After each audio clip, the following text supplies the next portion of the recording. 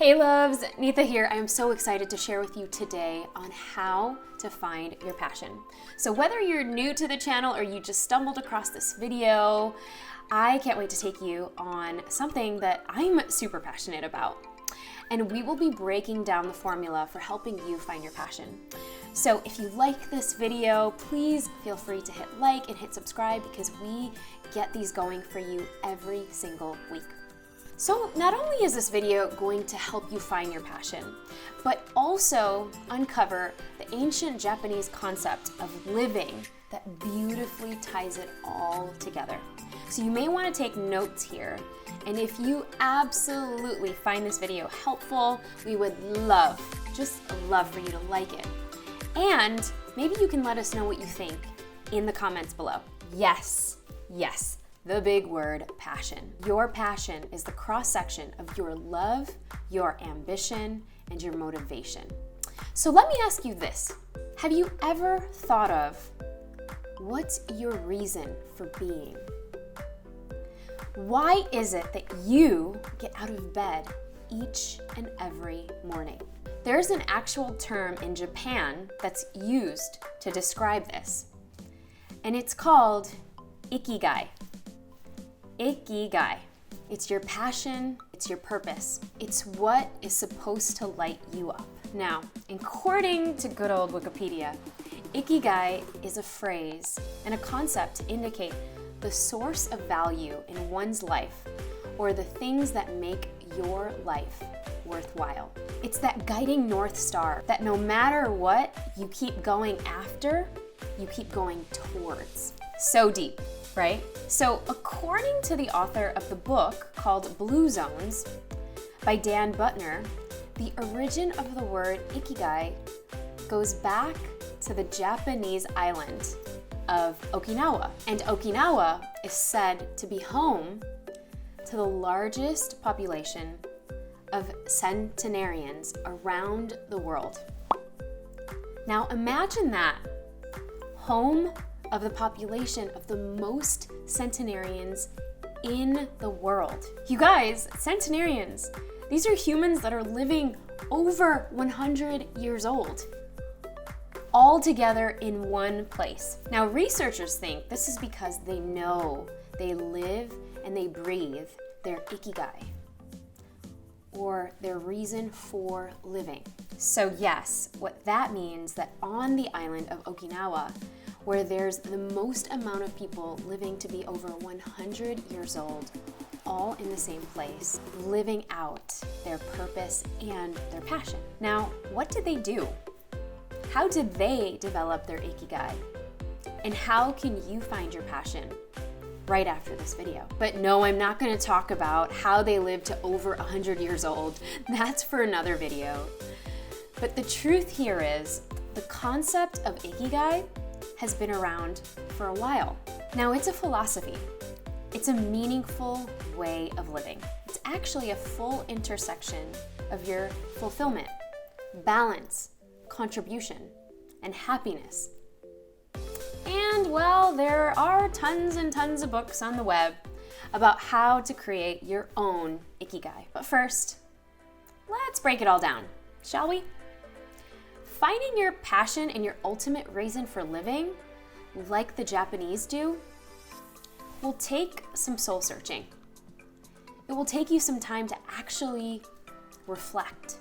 Spend that quiet time in getting to know and getting acquainted or reacquainted and knowing yourself. Hi, nice to meet you. I'm Neeta. Yes. So you've probably heard that once you know your passions, it actually leads to more fulfillment in your work, in your daily duties, more meaning in your life, more meaning in the relationships that you have with your family, with your children, and not to mention more happiness and purpose in the things that drive you. So let's start with some basic questions. Pull out your journals because you'll probably want to take notes here. And you may want to write some of this down. Now, so many times we put a ton of pressure about what your passion is and how it needs to be, and we make it so far-fetched But it's actually only because we haven't really spent the much needed time to reflect on the things that actually make up who you are at your core self. We're too busy. We don't take the time to pause. So I'm gonna ask you to pause and make a list of all of the things that you love doing. For example, is it writing? Is it dancing? Speaking in front of large audiences? Celebrating others? Traveling around the world? Sharing memories with friends? Playing sports? Cooking? Swimming? Going for long walks on the beach? Write it all down and get super detailed. Get super specific. Next, make a list of all of the things that you are good at. And don't be bashful. Write it all down. Shucks, folks, I'm speechless. Now, sometimes we have a problem in accepting and owning all of the things that we're good at. So if this is a challenge for you, you may want to consider reaching out to 3 to 5 people that absolutely love and admire you. I've said this to you before, and I know it makes you uncomfortable. Oh boy. But you're thoughtful, and you're brilliant, and your ambiguous ethnic blend perfectly represents the dream of the American melting pot. And perhaps maybe that you love and admire and respect. For example, could be a boss, a former colleague, co-founder, a coworker, a friend, a spouse, a teacher, to let you know what they think you are really good at. But let's see. Let's get super detailed here. Getting really organized, leading people, maybe cleaning the kitchen, solving complex problems for others. Maybe it's being a good listener. Or maybe you have the talent of breaking things down for people to understand. And just note that these are things that you are good at, but you don't necessarily need to love. Step 3, make a list of what you stand for. Yes, maybe these are values of your life. These are values that you ultimately live by. These are things that invoke fire in you, that ignites you or gets you pumped and excited. Now, some of this includes maybe standing up for kindness, or standing against bullying, standing for empathy, or standing against hate, standing for love, or standing up against fear. Now, according to James Clear, the expert researcher on human habit creation, he lists about 50 core values here, and maybe you can pick 5 to 6 of those as your core values you live by on a day-to-day basis. Okay, once you have your core values, step 4, make a list of all of the ways you would like to contribute or make a difference. Now, this is totally a loaded question, and to be fair, it may require you to do some brainstorming. Maybe you might need to do some research on what that would look like. It could even be starting really small. You don't have to go save the whales or clean up the entire ocean. For example, volunteering your time, maybe reading books to underprivileged kids in schools, or spending time one Sunday a month to help clean the local beach, or devote your time once a year to help build a school, or get involved with certain causes that you enjoy.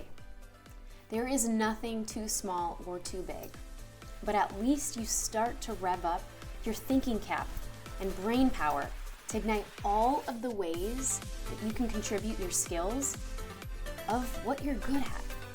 And maybe your big superpowers of what you love that may actually result in benefiting others.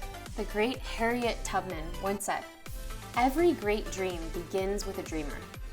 Always remember, you have within you the strength, the patience, and the passion to reach for the stars and to change the world." So now, when you've created your lists, what you love, what you're good at, what your values are, what your contributions are, you have not only found your passions,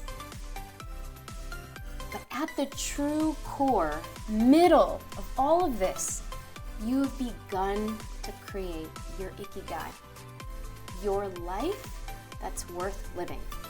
So, I so hope you enjoyed this video, and if so, and you want more wisdom gems dropping weekly, please hit subscribe so you don't miss a beat, and we would love to hear how this helped you find your passions. So please comment below and let us know what you think.